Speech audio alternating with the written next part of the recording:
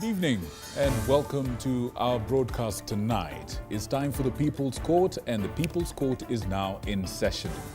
Ladies and gentlemen, we are standing at a very important time in our history. 14 years down the line, we've had the Constitution in our hands, we've had it in our hearts, and we've had it in our institutions.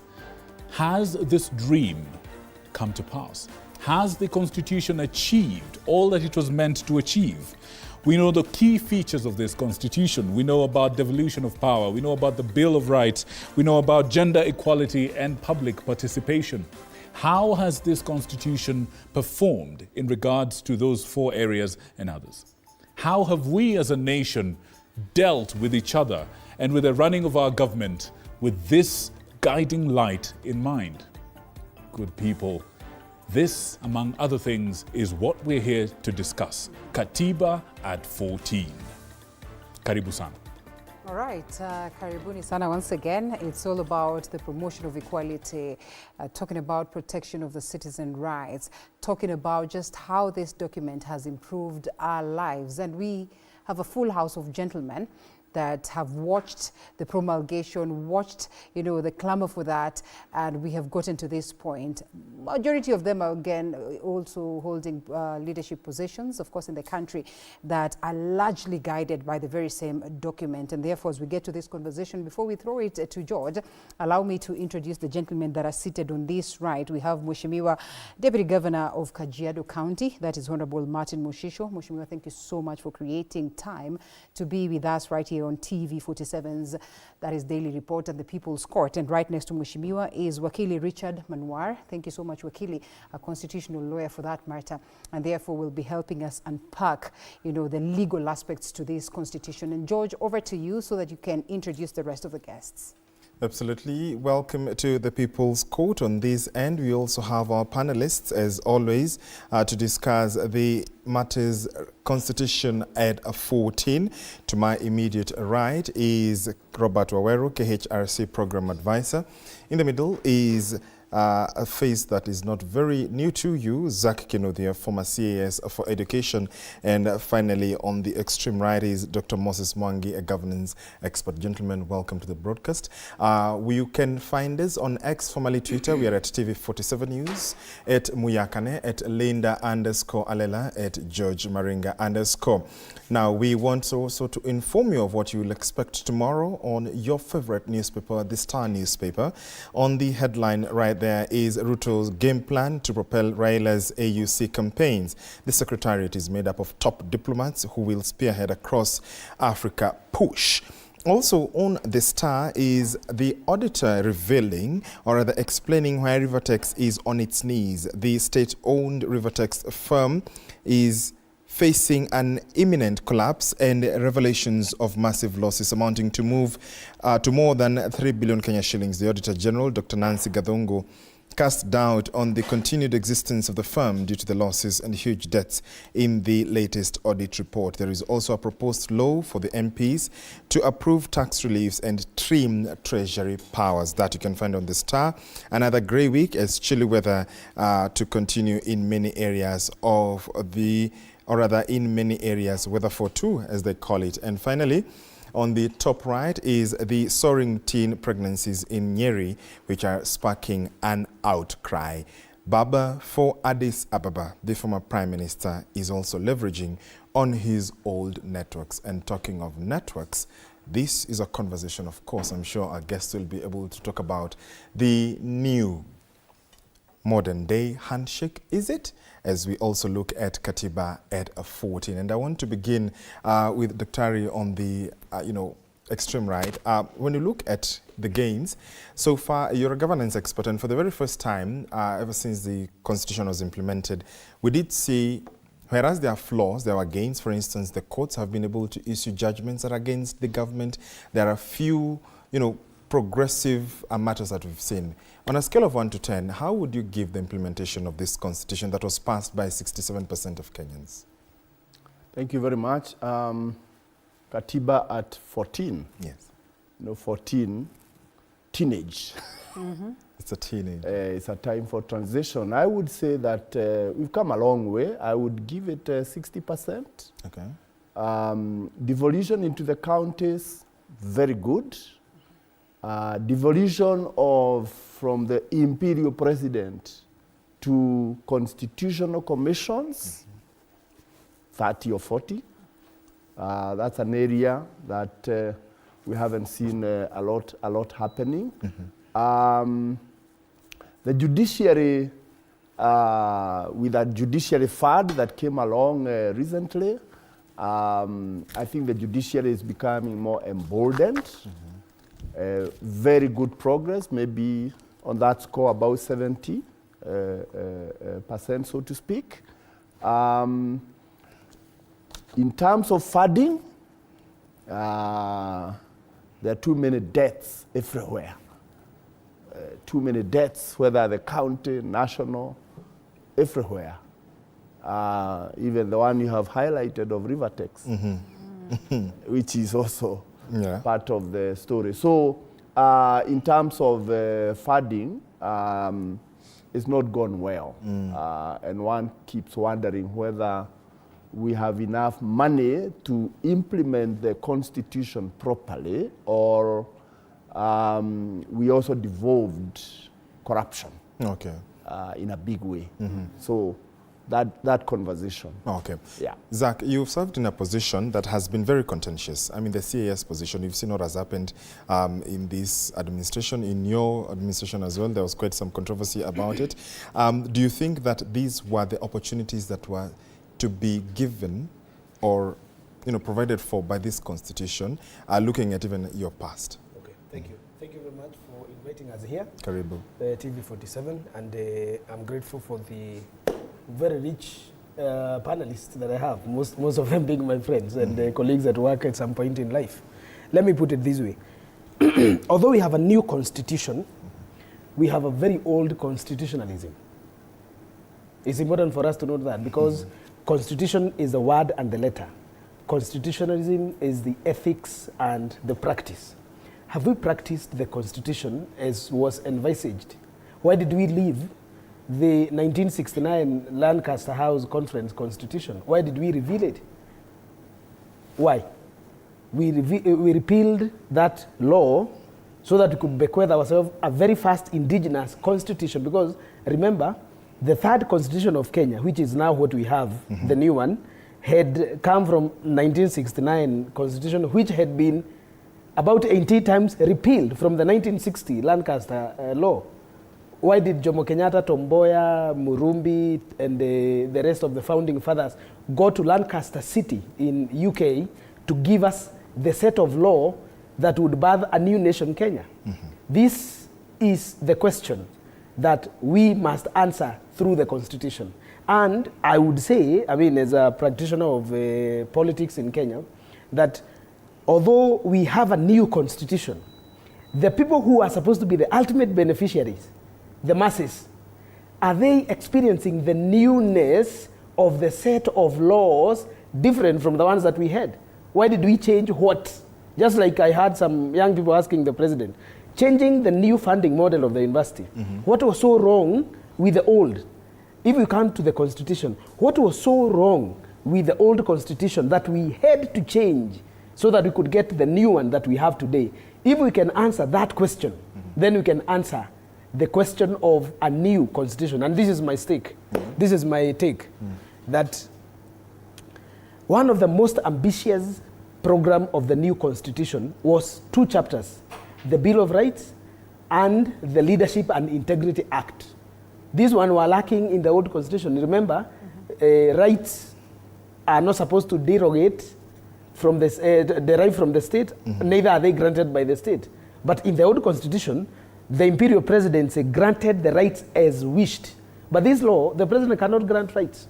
So these rights that we are talking about, of course, they had been threatened in the last few days by senseless abduction and killing of young people.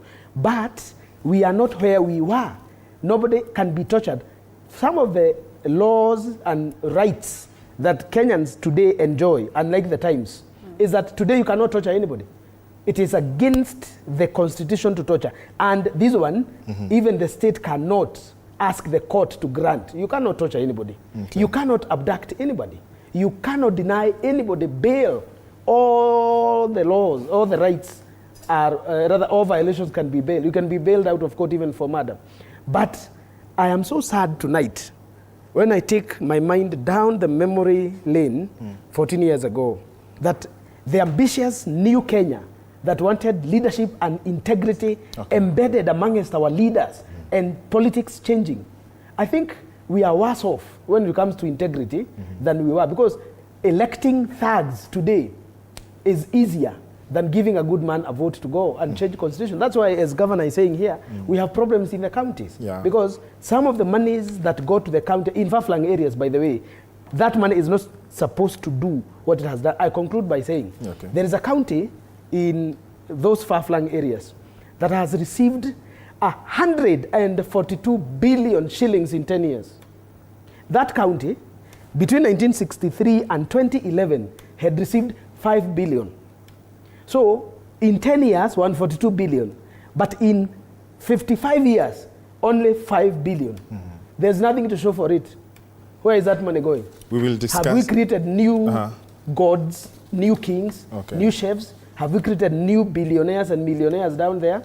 And this is not an indictment to devolution, okay? All right. I'm a greatest supporter of devolution, and I'll explain as we continue on. So on constitution, I give it 67% is what Kenyans passed, but I think I would give it 70. But the constitutionalism, the ability for us to implement this law, I give it 41%. Before we cross over to Victor and Linda, KHRC, I mean, we've seen the Bill of Rights. Over time, you've issued statements, you've seen what is happening. Why is it so difficult to just follow something as easy as a Bill of Rights? I want to start from where my colleague left by insisting the point that I think it's Professor Okoth Ogendo who coined the term that a situation where we have a constitution but without constitutionalism. The people who toiled and the mic, okay, yeah. So the people who the framers of this constitution envisioned a state that would be different from the situation that we had, but the people themselves have refused to change. As a society, we have refused to change, to live up to the ideals of the new constitution, and it's an indictment to the ruling elites, because they have frustrated any attempts to transform the society to the aspirations of the constitution. Okay. You mentioned the Bill of, Chapter 4, the Bill of Rights. Take Article 37, for example, on the rights to protest, to demonstrate, and to present petitions to public authorities. Up to date, you cannot protest when you are protesting against the government. We have seen what has happened with the Gen Z protest. We have seen the heavy hand of government coming down to clamp on peaceful protest where young people have been shot dead holding water and a flag. It's a and they allegedly go to KFC after. Yes, and I am surprised that my colleagues here are giving the constitution, the implementation of the constitution, very high grades, but in my assessment, we are about maybe 30–40% in terms of implementing the constitution, because when you look at the independence of police, for example, the framers of the constitution envisage a situation where the police will be able to operate independently out of control of the ruling elites, but that's not the case. You see that the police is still influenced in the way they work, and many other sections of the constitution. When you look at, for example, Parliament, Parliament is basically captured by the executive. You know, Parliament is responsible for the budget making and, most importantly, for oversighting the authority, oversighting the executive. But the Parliament, as we have it now, do not exercise any is basically rubber stamp. So that's not what the framers of the constitution hoped for. Yes, so we have a constitution, but we have not developed a culture of constitutionalism. And we will be ruminating over the fact that we keep saying the framers of the constitution. They seem to be some people who sit in an ivory tower, and then the implementers are different, so are the people who are governed. But we'll cross over to Victor and Linda in a short while. Even as we invite your feedback, do you think that the constitution is implemented to your liking as the people of Kenya? 60% on this side, 67% and 30% is the score on this side of the table. We'll be going back to have that discussion on this side. But for right now, I want to take it to Linda and Victor. Over to you guys. Right. Now, at this point, we have a lot to say. We've got two gentlemen on our side who I know doubtless would like to say something, but to give them proper time, ample time to be able to express themselves, we'd like to take a short break. And when we come back, we'll have more time for this. In the meantime, good people at home, send in your feedback, send in your views and reviews on the Constitution 14 years down the line. Like my colleague said, the details are on your screen, the SMS line, the WhatsApp number, the X handle. Send it to us and we will put it to our panel as well as share it with the rest of the country. We'll be right back after these messages.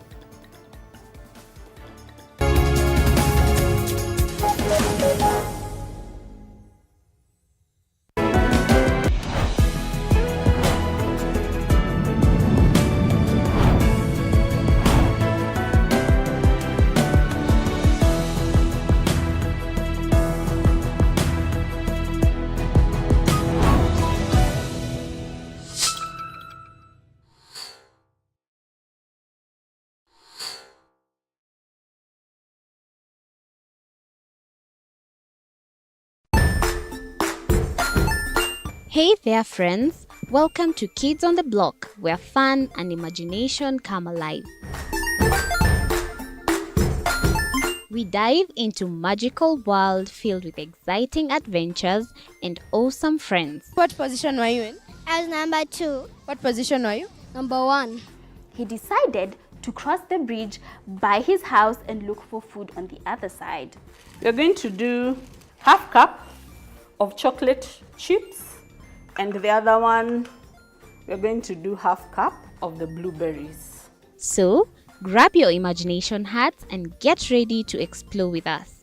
Join us every Saturday at 9 a.m. for new friends, amazing stories, and tons of laughter.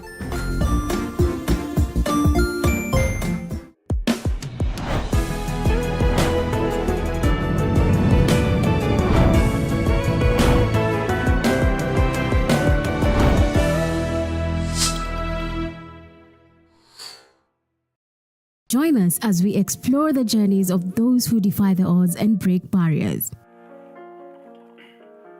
We dive deep into the stories of triumph.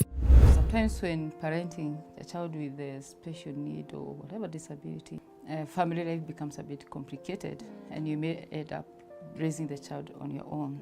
Here, we inspire. I have a farm which one we showcase with other dyslexic youths and autism how to farm. Motivate. It's never easy, but what we do, the best thing is to work with another parent who has an elder child than yours. And break through the barriers one story at a time. Push your boundaries beyond the limit. Saturdays at 8 p.m.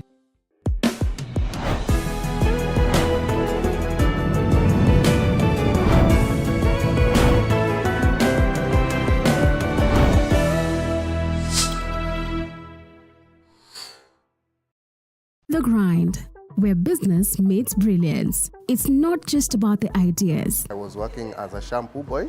I used to wash clients' hair on the sink. It's about making them happen. From big wins. In primary school, when we would be asked what people want to be, I was categorical that I want to be a nurse. To hard lessons. The consoles change, the gaming equipment keep changing. We cover it all. Tune in to The Grind, where every episode is packed with insights. The person who is serving customers, always be a customer-centric. Strategies. When you pay attention to detail, you get luxury items. And stories to fuel your ambition. Don't just dream it, grind it. Mondays at 7:30 p.m.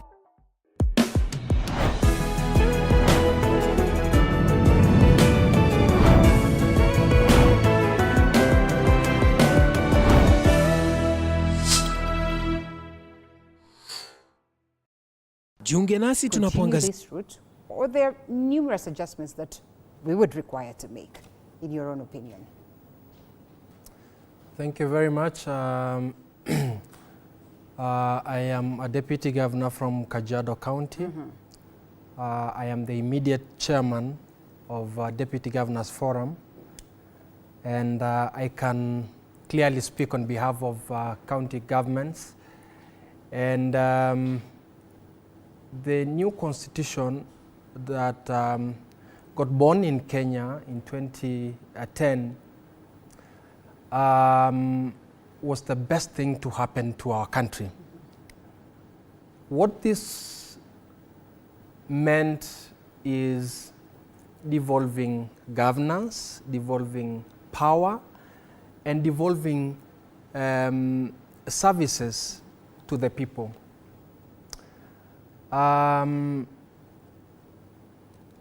Since the Council of Governors, all governors broke into tears. It was like a miracle, a cesarean delivery happening in one of the most remote counties in our country. But I want to tell Kenyans that was possible because of devolution. And that is a gain of the new constitution. There are a lot of other services that has been devolved courtesy of this new constitution. We now have water services going to the lower levels of our villages, the road network. We now have people being able to interact with their leaders with a lot of ease. I remember there before, us in Kajiado, the provincial headquarters of Rift Valley by then were in Nakuru. So if there are some services you require as a citizen of Kenya from Kajiado, you have to travel all the way to Nakuru. And in mine, the road network is poor, communication is a problem, but we can now smile because of the new constitution that has brought services closer to the people. There is no need of traveling to Nakuru, to Nairobi. You can now access a lot of services in Kajiado, and we are now even thinking of devolving them to the sub-counties and to more, down-level cadres. For example, when you talk of leadership,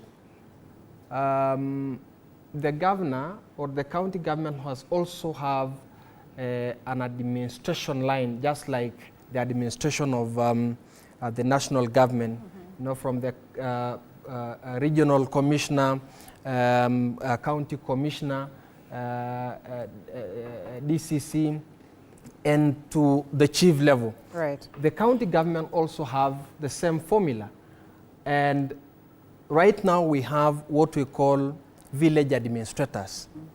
This is synonymous to the chiefs in the national government. This means that people can now interact with their leaders closely, even at village level.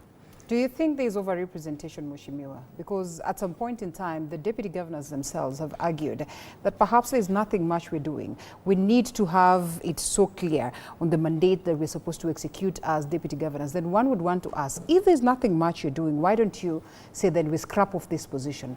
The women representatives and all this, do you suppose the people are over-represented in any way? I don't think there is over-representation because we have the executive.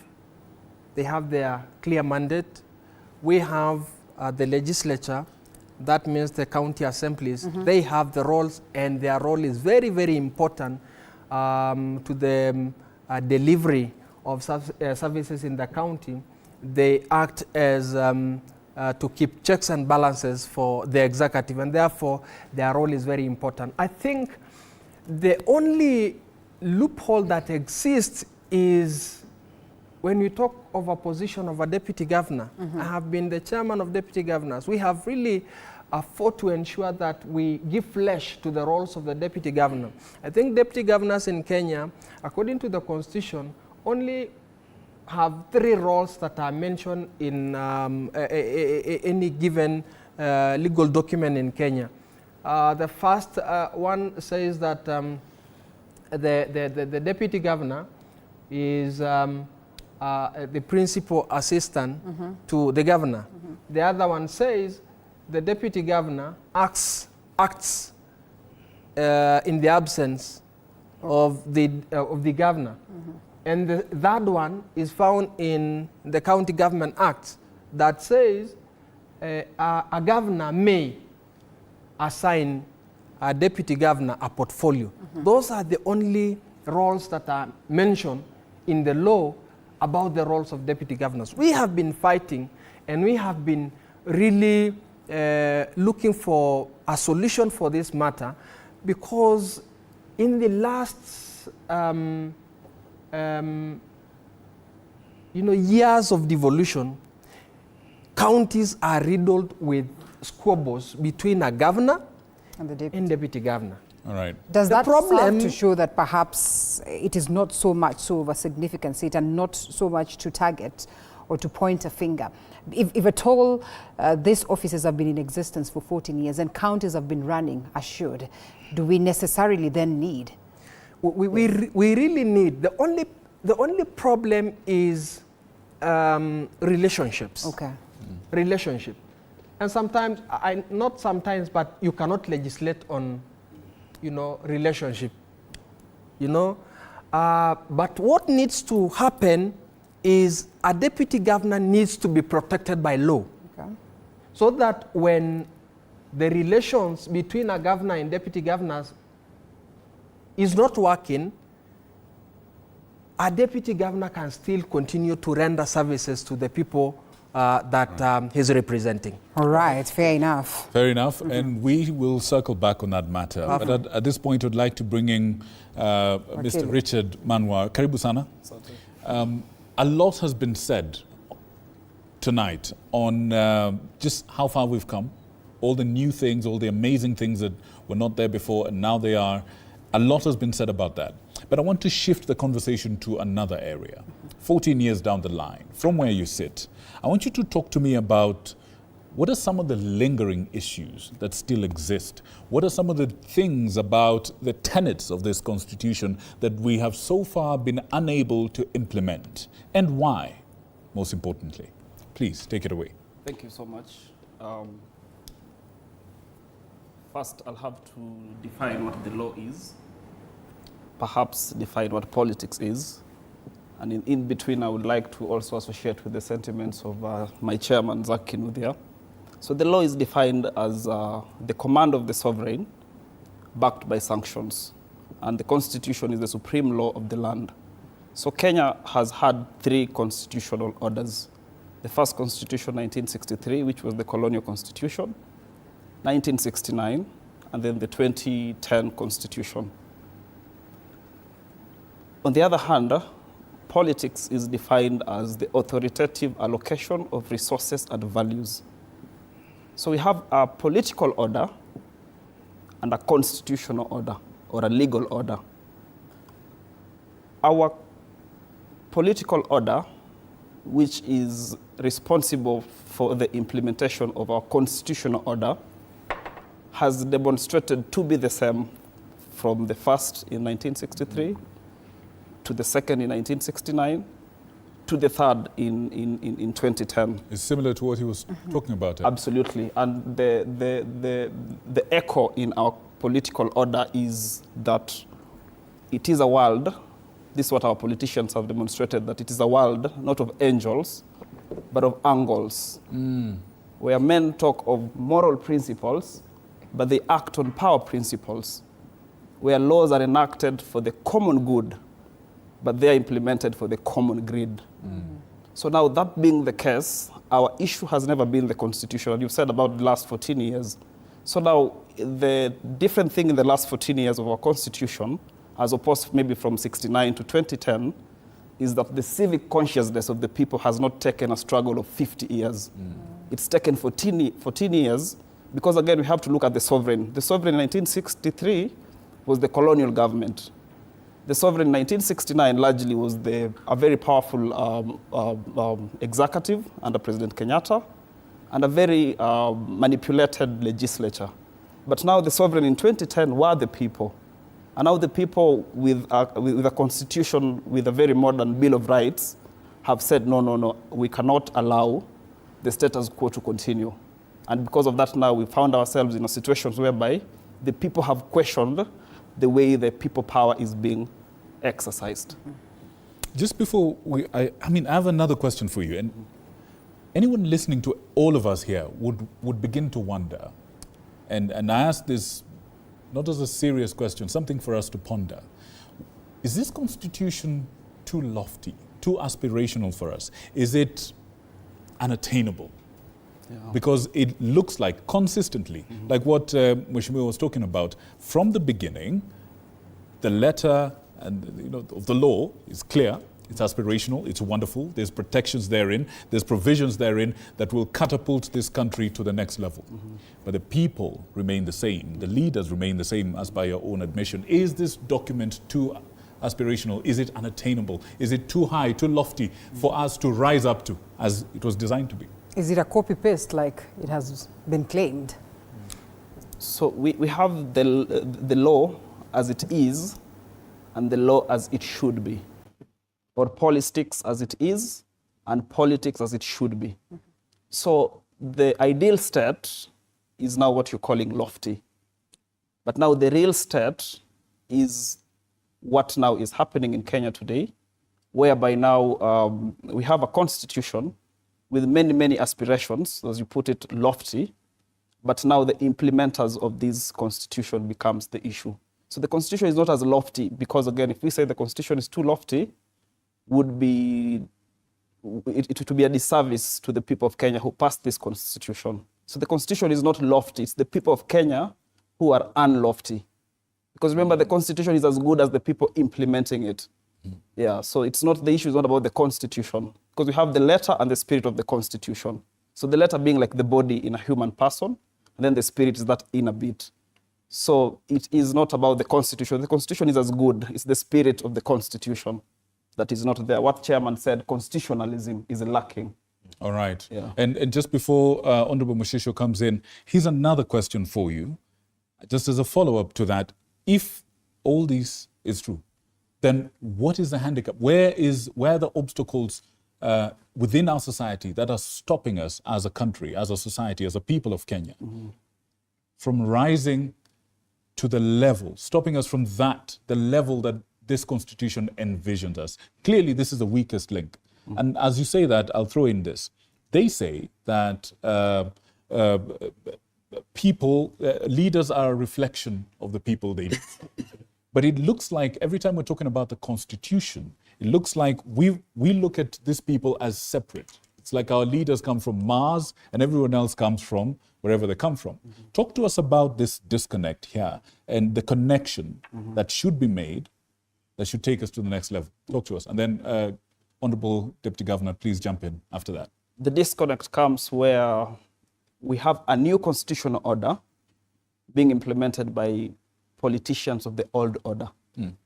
It's like an old wineskin in a new, so for example, the politicians were trained, they are a vestige of the colonial order, they are the vestige of the past, but now here comes a new constitution to be implemented by the old politicians. That comes a disconnect. So to cure that disconnect, we might need a new constitutional order with the new political order. That's now we can move forward. A new constitutional order with the new political order. And that is what the young people are saying today, like the Gen Z and this revolution. They're saying we are sick and tired of these politicians doing what they've always been doing to us. we actually want to get new leadership, because the leadership is as good as the outcome. But now again, it boils down to the electorate, because the quality of leaders is as good as the quality of the electorate.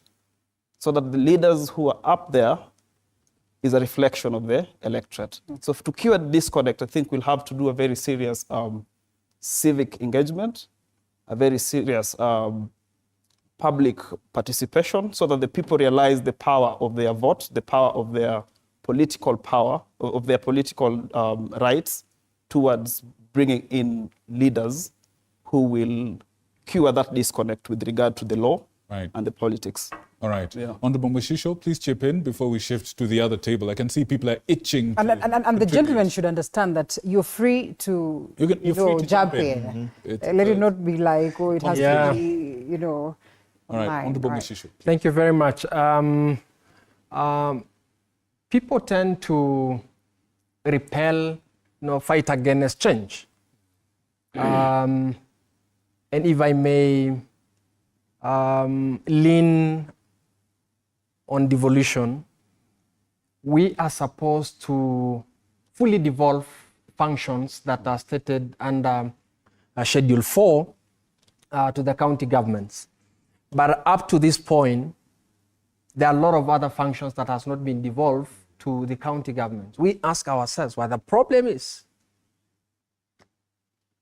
There is some fear from the national government, to let go of these functions. And we know, we say, funds follow functions.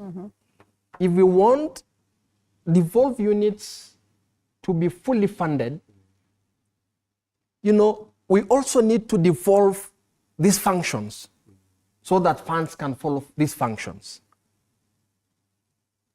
IGRTC should perform this role to ensure that these functions are unbundled and then devolved to the county governments. But we find a lot of resistance, a lot of dilly-dallying, a lot of delay that we really don't understand what occasions it. But according to me, this constitution is applicable, is achievable.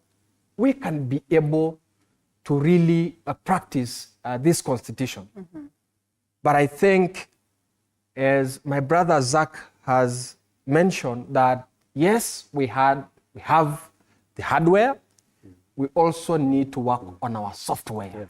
The acceptance, our inner selves to accept the document, the law that we have, to be able to practice it and make it fully functional. So that is my take. All right. And the young people, have asked to be able to, to be involved in this process to change the software, but the hardware seems to be remaining.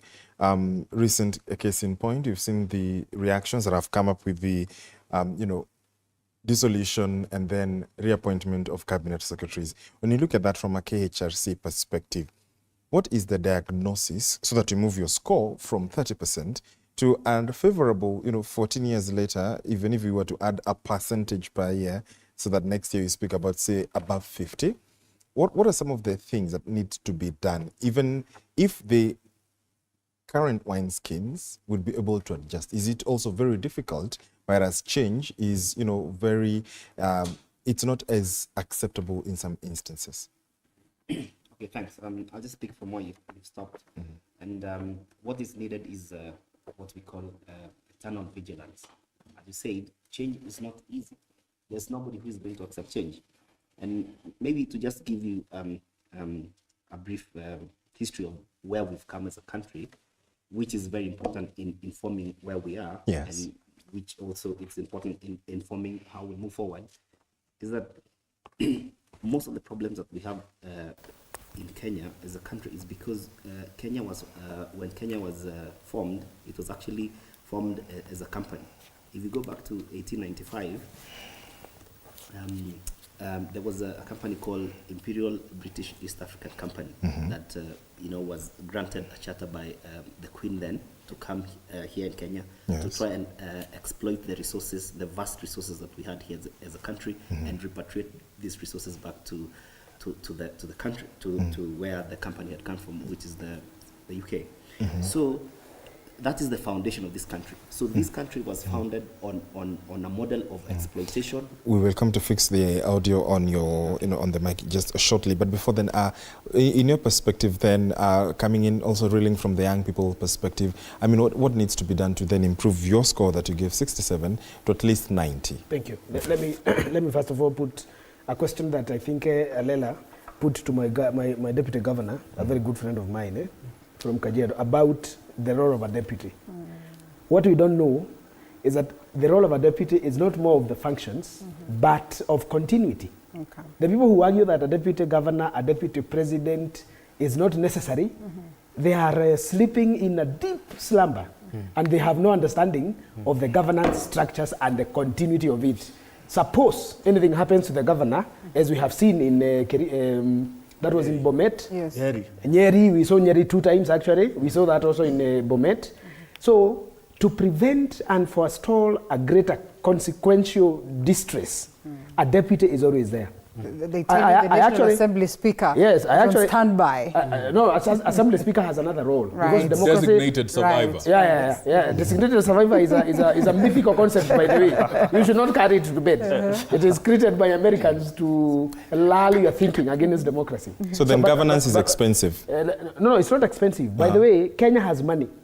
It is important to say that. When we devolved power, and he has said it very well, power and resources, we are devolving resources that already is coming from the people, but now is being corrected by a sovereign, as he has said.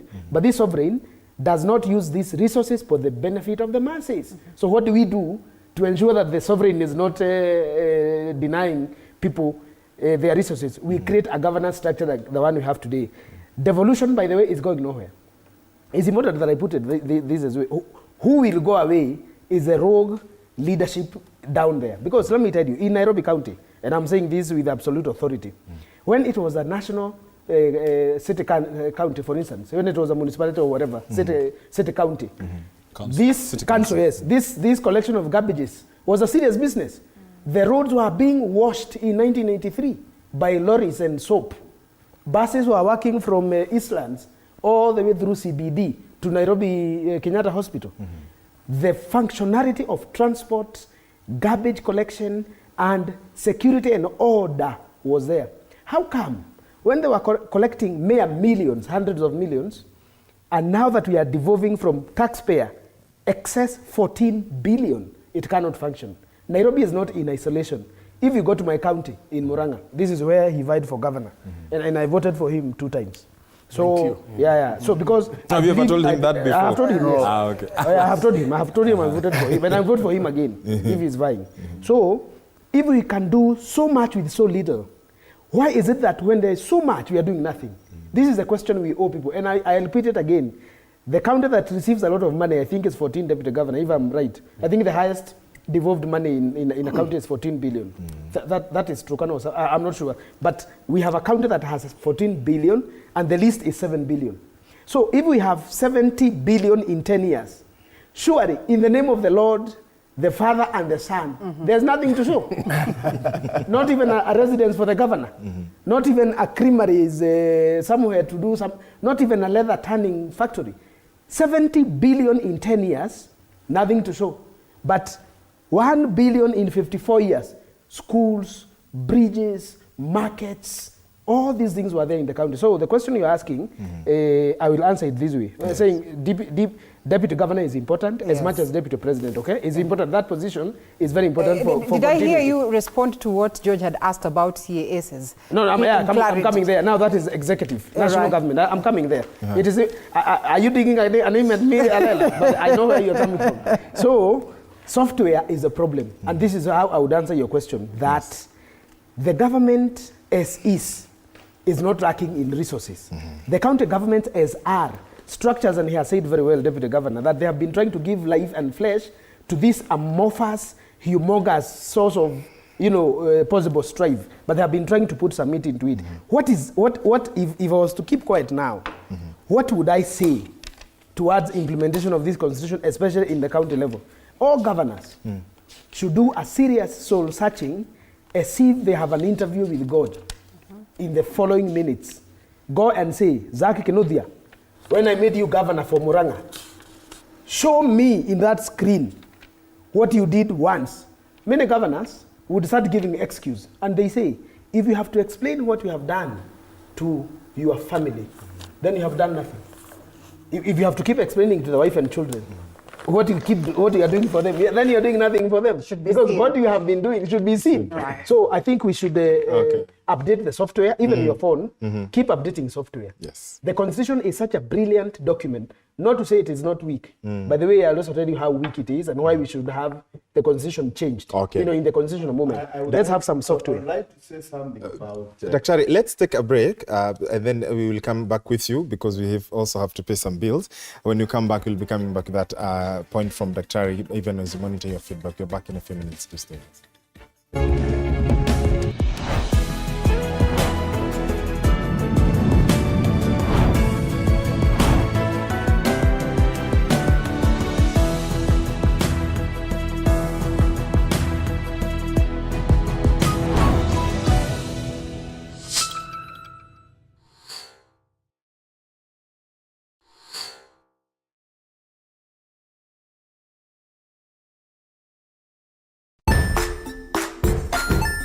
Hey there friends, welcome to Kids on the Block, where fun and imagination come alive. We dive into magical world filled with exciting adventures and awesome friends. What position were you in? I was number 2. What position were you? Number 1.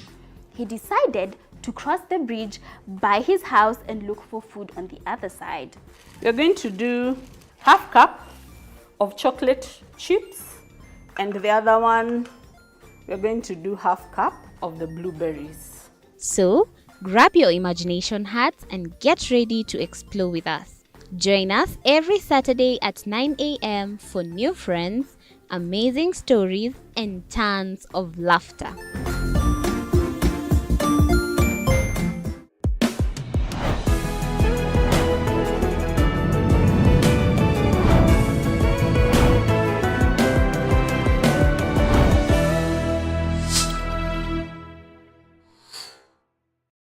Join us as we explore the journeys of those who defy the odds and break barriers. We dive deep into the stories of triumph. Sometimes when parenting a child with a special need or whatever disability, family life becomes a bit complicated and you may end up raising the child on your own. Here, we inspire. I have a farm which one we showcase with other dyslexic youths and autism how to farm. Motivate. It's never easy, but what we do, the best thing is to work with another parent who has an elder child than yours. And break through the barriers one story at a time. Push your boundaries beyond the limit. Saturdays at 8 p.m.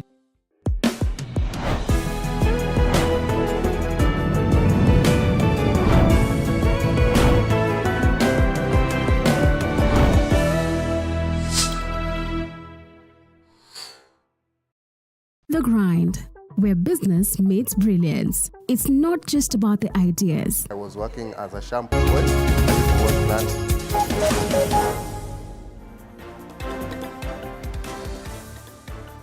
Welcome back. You're watching The People's Court. We now want to enter the home stretch. Daktari, before we proceed for the break, we were looking at the diagnosis. We've looked at the diagnosis. Let's now look at the possible cure, even as you chime in with the idea you wanted to mention before you went on the break. Yes, I wanted to say, although the deputy governor and the deputy president are important, as envisaged, because our constitution on that aspect was fashioned on the US constitution, which is a more mature democracy. Surely, to have an idle governor, deputy governor for 5 years, only to wait for possible is not smart, really, and they don't come cheap. So there is something to check there. There are some counties that have done well. They have made use of the deputy governor. They have allowed them to have some roles to execute, and therefore wananchi get value for money. But I also know there are deputy governors who do not even need to go to the office. They are not needed. The governors don't want them. And those are the majority. Now, to have that kind of a scenario is a waste.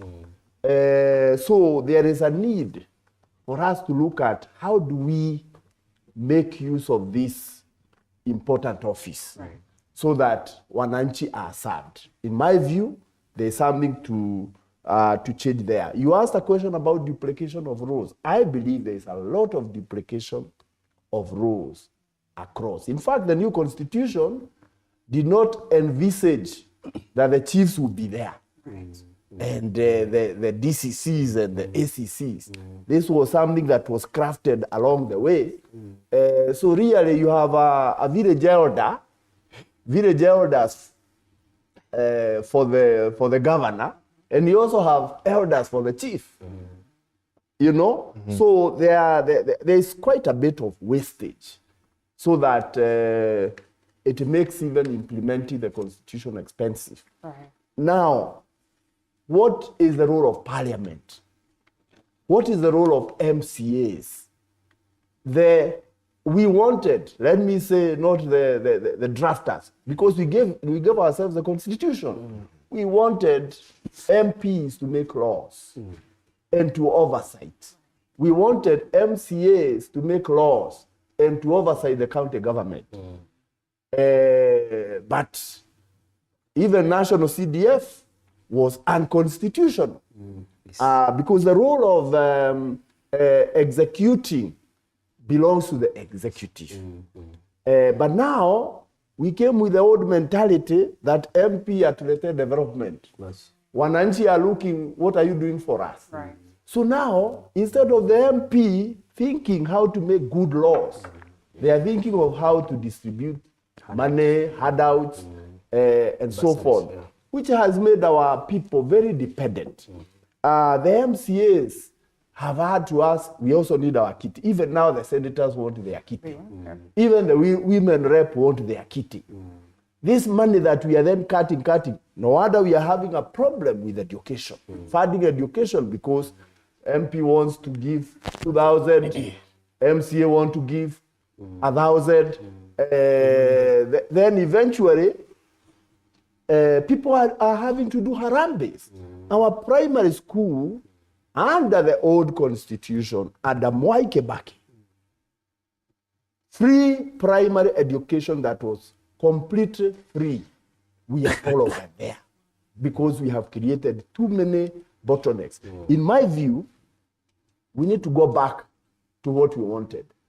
MP's role is to make laws, and MCAs, we need to re-engineer that area, because I think if we separate that role, but now the wananchis, then how do we move them from that old wineskin to the new thinking? I have a question, sir, on that point, please, if you may.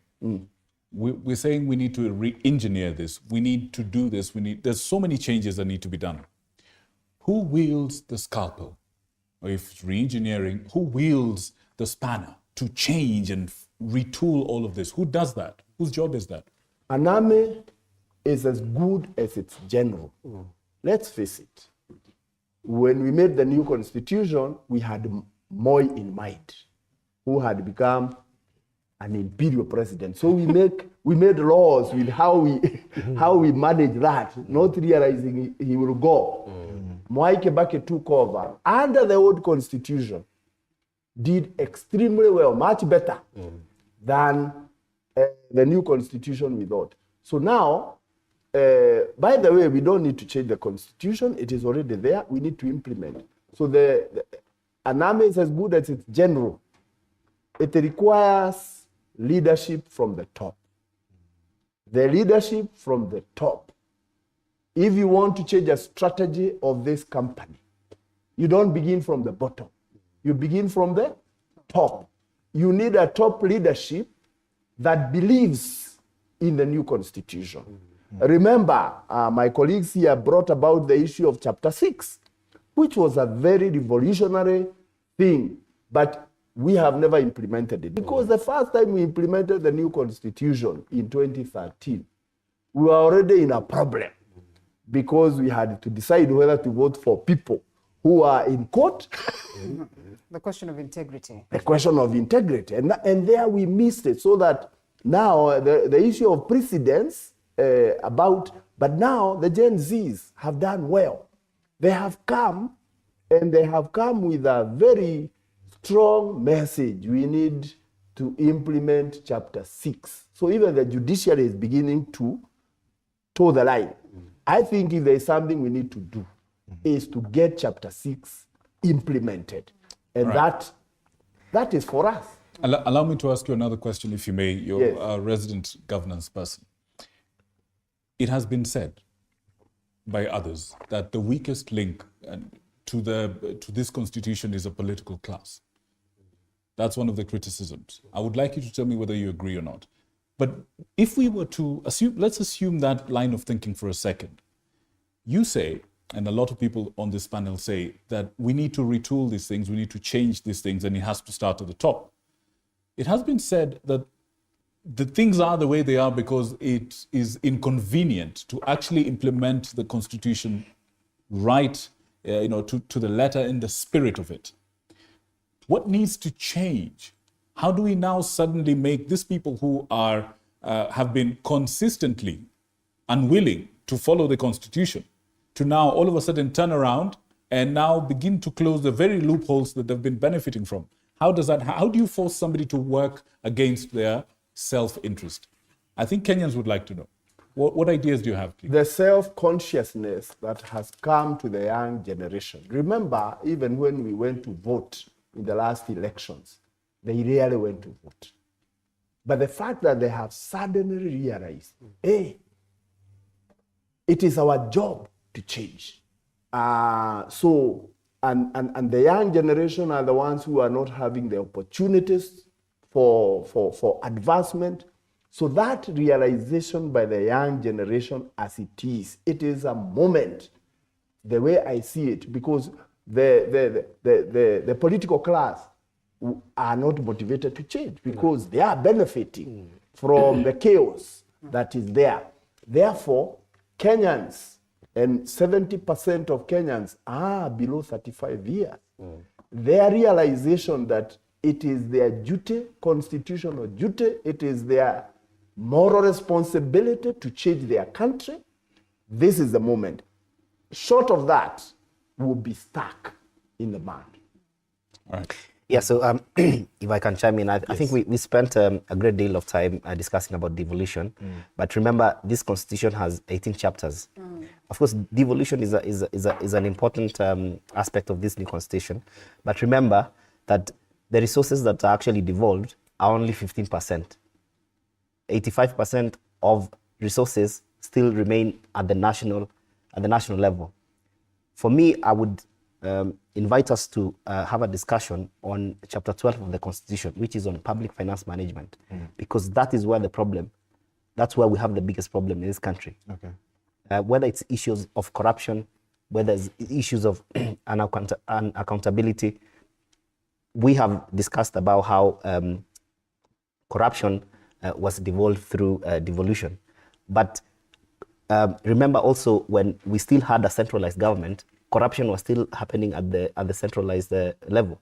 So, and now corruption is still happening at the center, where we still have much of the resources. The DG rightly explained that the national government is still refusing to devolve functions that should have been devolved now how many 13 years ago, because they don't want to devolve the resources.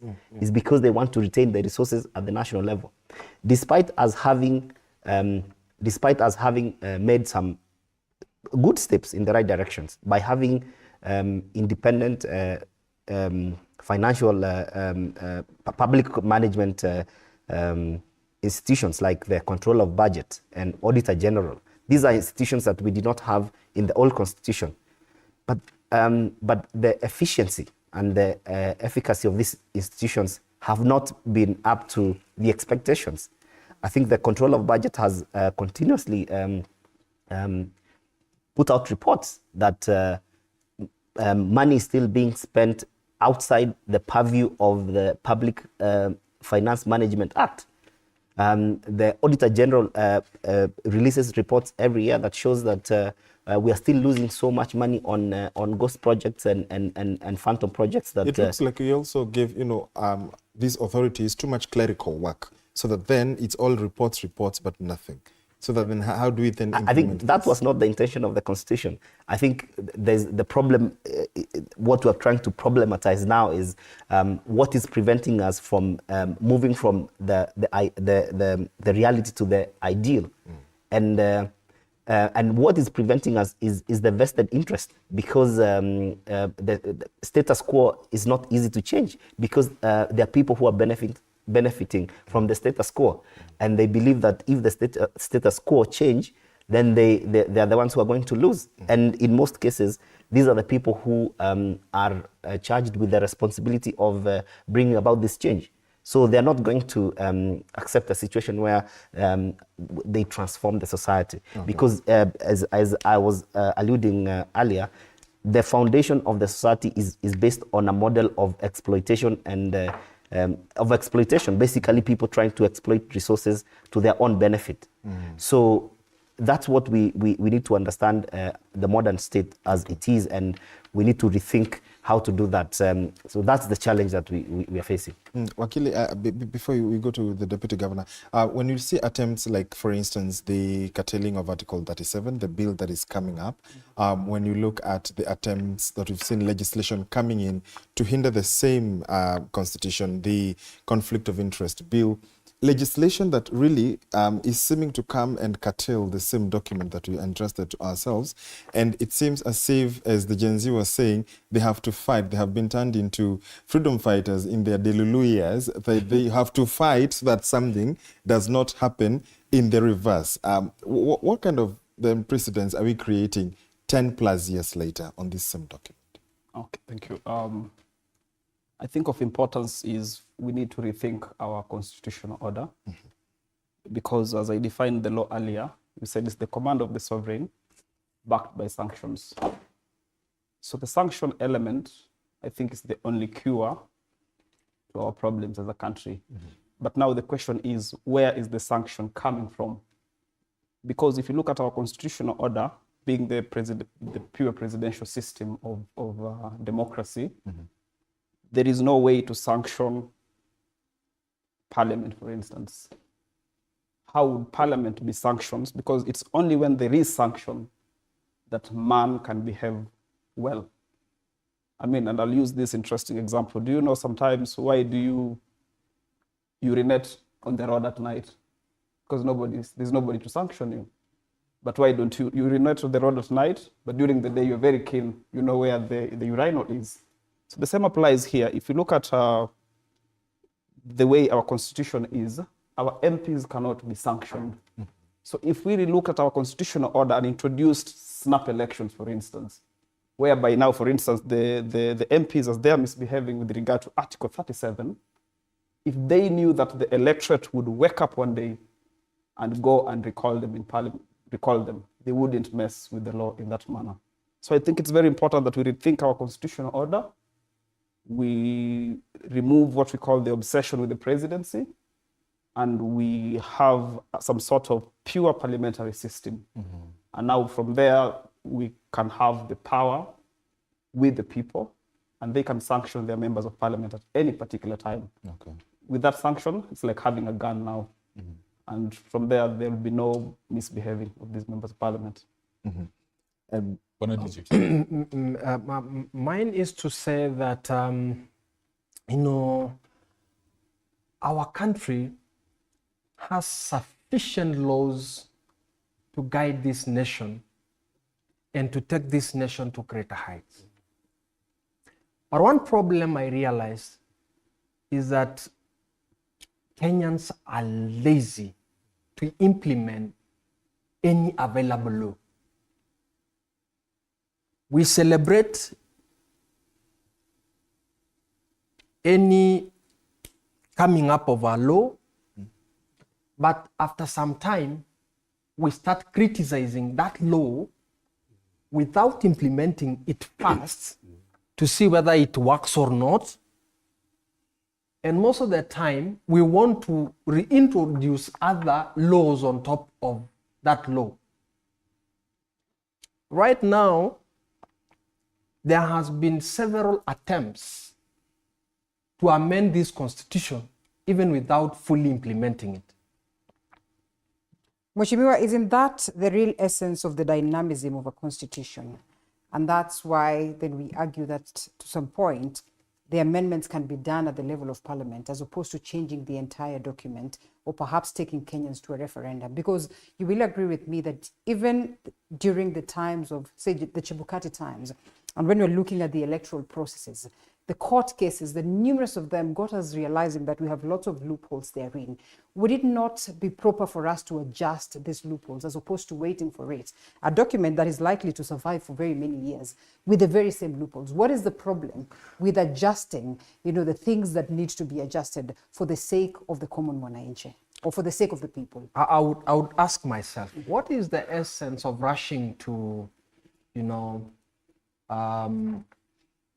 create other positions? Like in the case of the BBI, we made an attempt of changing the constitution.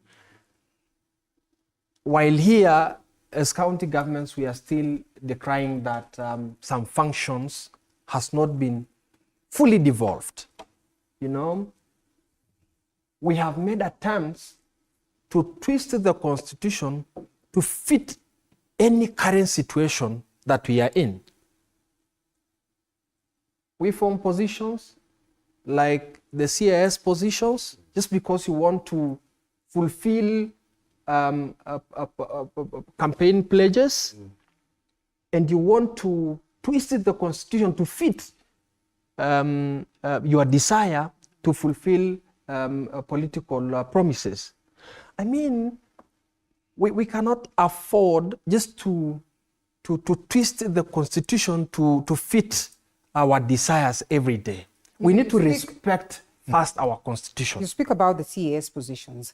Zach has sat and has eaten from that pot. If it is not eaten, in your heart of hearts, Zach, and we might argue from a point of zero knowledge as to whether there is an essence of us having this CAS position, because you have occupied this position and you probably understand better than we do.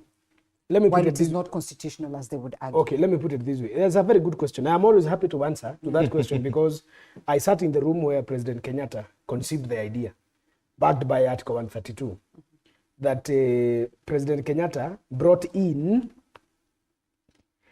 technocrats as ministers, people who had no knowledge of politics, people who had no knowledge of administration, people who knew no public service. People who had come essentially from private sector with incredible, illustrious values. This is what the Constitution had said. So the president realized that these people are becoming difficult for parliamentarians to deal with, because you remember the new Constitution vested the powers of the executive into the minister to answer questions in parliament. So a political committee, a parliamentary committee, say in education or in finance, would call the minister who is the link. Remember, this constitution has no assistant minister, okay? It is not envisaged anywhere. So when they come, and I'll give you an example of my friend, whom I am not afraid to mention, the CS for transport, who was called James Macharia. Remember, he had come from banking sector with brilliant credentials. So when he goes to parliament, he finds a chairman of a committee that I will not mention, that is ravenous, greedy, intimidating. Because in the backdrop, he wanted some tenders given, which the minister was not in a position to issue unilaterally. So they would be harassed, and they got to a point of saying, the way I've been harassed in my life, I would rather go back to my usual job in private sector where there is honor, dignity, and I'm allowed to function. Right. So what the president said is that to bring this tension down between members of parliament who had started saying, these people do not know anything, they should go home. Cabinet secretaries are not respecting us. We are summoning them and they do not appear. Blah, blah, blah, blah. The president, remember, survived the first term without a CAS. Give it up to the good man from Gatundu. He did not have a CAS 5 years. The first CAS to be appointed was appointed in 2018 so that he could forestall the problem of a backlog coming from a first term of problem. And because he returned the same technocrats as CSs, then he thought, what can I do to bring tension down? He decided to go for people with political background and public administration and designate them slightly above the principal secretary and slightly below the CA. And I'll put this sanctioned by the law. The command of law. Should we therefore continue with sin so that... No, it should not continue. Because it is the prerogative of the president to as well say that let me take Zach and put him in a position of CS as opposed to CAS. If it has been challenged in court successfully, you cannot tell me... No, I'm explaining the background. Okay, but by now, it is a gone case. There are no CSs. And by the way, if he becomes president, for instance, he will not have CSs, including him or I and you. It is now a buried case by the court. But I'm saying the background of it was that the president could not pick me because I'm a politician. A minute. He could not pick a politician. Let me put it this way, my brother, so that we make it clear. I am so sorry. It's okay. I'm entirely sorry. Let me finish this way. My director says we're out of time. Tell the director we are going home farther than him. I'd like to give you that time. I'd like to give you some time to finish that point. Allow me to prime the rest on what the role they should play. Gentlemen, we're on the home stretch. As he delivers his point, I would like all of you to come up with a word or two, as tight as you can, a message to Kenyans. 14 years down the line, this is how far we've gone. That's okay. It's water under the bridge. Lots of things to learn from. But let's talk about the future. I want each of you to come up with something to leave to Kenyans about the next, let's say, 14 years of the Constitution of Kenya. And I begin. I'll be the first to conclude. Okay? So let me say this way. Uhuru Kenyatta, the first president of Kenya, was told by the court that the problem was not appointing people to designate them as assistant minister, but the process and the procedure and which he followed. It was unconstitutional, not the position. The way he brought up the position was not consultative, blah, blah, blah. It is now water under the bridge, and I'm happy that the current president has accepted not to continue through that route. That's a good thing. But remember, until you are in there, some of the decisions that are made by presidents are not easy. Kenyans that are listening to us today, the future is not bleak as politicians would want to create it. The country is beautiful and bubbling with hope. What should we do? One word only for me. What do you elect when you are going to the ballot? The Kenyans watching us today, what do you elect? Are you electing a clan? Are you electing a socialite? Are you electing what are they called? These people who are famous. Are you electing some celebrities? Yes, thank you. Are you electing a celebrity? And most of all, do you elect money? You know, I went to contest as I finished in my area, and people are asking, Zaki yaki ni mzuri, lakini hana pesa. Hana pesa huyu jamaa. So Kenyans should go for values. We are as good as the people we elect. And every ballot year, there are good men who offer themselves and good women for leadership without benefits. Have a good night. Let's look up for Kenya. It is our only land and home on earth. We have to make it work. All right. I hope the other speakers will be just brief as you can. Quick, sir, a single word to Kenyans, please, if you may. Because of devolution, we have 47 cities, almost cities, in our country. This devolution has brought a lot of resources down there, given opportunities for more people to be involved in building the country. We need to strengthen devolution, but be careful who you vote for. This business of voting people because of the weed. Or 6-piece. 6-piece, yes. 6-piece weed. Kenyans, you are the ones who have put yourself where you are right now, where you are crying. All right. Mr. Manwar, please. We'll come back. You'll come back. Okay. Mr. Manwar. Thank you. Kenyans, Article 37 is not an end.